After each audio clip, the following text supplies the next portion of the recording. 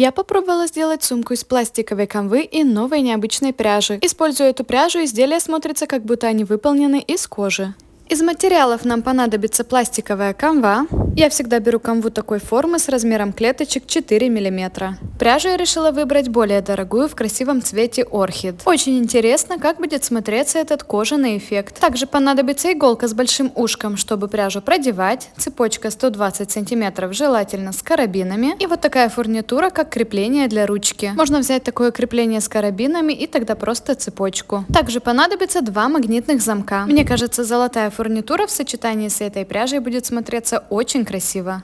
Я продела пряжу в иголку с большим ушком и, начиная с угловой клеточки, вытянула пряжу, оставив маленький кончик. Далее делаю стежок на 2 клеточки по диагонали. И для своего рисунка в каждом ряду я буду эти стежки увеличивать. Следующий был на 3 клеточки, потом на 4. И так до 7. Пряжа оказалась довольно широкая, а клеточки узкие. Хотя это вариант с самыми большими клеточками на 4 мм. Но я просто хотела, чтобы пряжа прям идеально легла и складывала ее как можно, возможно, аккуратнее. Так я дошла до своего большого стежка на 7 клеточек. И вот такой треугольник пока что у меня получился. Далее я из него сделаю квадрат. То есть буду уже стежки уменьшать, пока не дойду опять до одной клеточки. Ранее я уже делала такой узор, но мой квадрат был поменьше. Самый длинный стежок имел 4 клеточки. Интересно, как будет смотреться в таком новом варианте. Готов первый квадрат, и во втором я уже буду делать стежки в другом направлении. Боковые клеточки между квадратами получаются общие. И далее я буду так чередовать, каждый раз делая квадраты в разных направлениях. Вот таким получился первый ряд. Во втором ряду принцип остается такой же, каждый раз меняя направление стежков. Дойдя до этого момента, я не была уверена, нравится мне как получается или нет. Мне нравится объем, но я хочу, чтобы все было еще более ровно и идеально. Поэтому я решила попробовать и разрезать пряжу напополам. Не в целях экономии, а в целях достигнуть более лучшего результата. Я решила пока не распускать первый вариант, а взяла новую пластиковую канву и повторила все то же самое. И во втором варианте процесс пошел еще быстрее. Вот уже готов первый квадрат, и мне кажется, получается более аккуратно. Я доделала первый ряд, чтобы полностью сравнить результаты. Этот вариант мне нравится больше, но как будто бы не хватает объема. Я даже устроила голосование в своих соцсетях, чтобы выбрать, какой вариант делать дальше, первый или второй.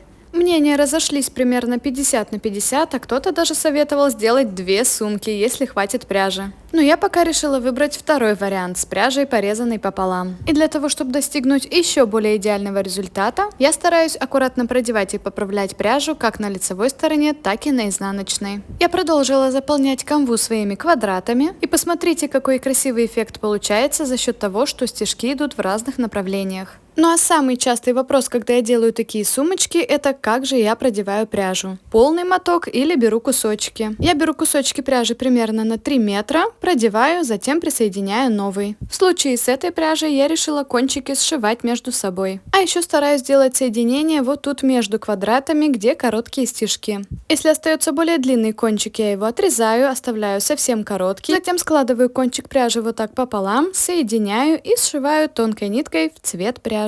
Получается очень красивое и аккуратное соединение. Например, вот так получилось у меня. Все свои такие соединения я делаю на изнаночной стороне. Но если вы планируете делать подкладку, то можно вообще не заморачиваться и не прям так аккуратно пришивать. Я закончила еще один ряд и подумала, что удобнее мне будет сделать еще 3 квадрата, чтобы продолжить боковую часть. А затем начать со второй боковой части, сделать 3 квадрата здесь и уже продолжить делать свои ряды. Боковые части я заполнила тем же узором. Я специально так рассчитала квадраты, чтобы весь рисунок поместился. Но заполнив все полотно, я опять столкнулась с выбором. Как я говорила, я все очень красиво и аккуратно продевала и на изнаночной стороне. И оказалось так, что рисунок на ней мне понравился даже больше, как будто бы объемнее. У меня даже были сомнения, не сделать ли изнаночную сторону лицевой. Я немного подумала и пошла собирать сумку. Для этого сначала я пришила к боковым частям крепление для цепочки. Я пришивала той же пряжей, которой я делала узор. Держится хорошо и смотрится красиво. Для того, чтобы уже собрать полотно в сумку, я соединила боковые и основные части. Для того, чтобы полностью закрыть канву, я прошлась по 2 раза в каждую клеточку с одной и другой стороны.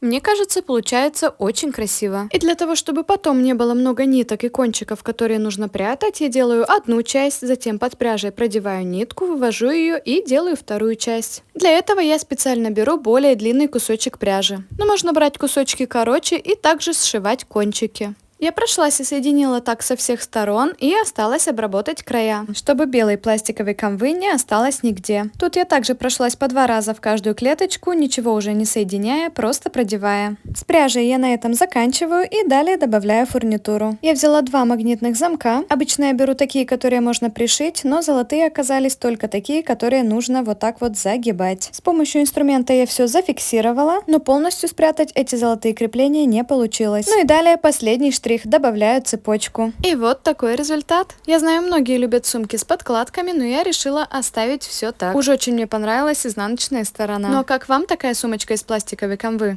Сделали бы себе такую?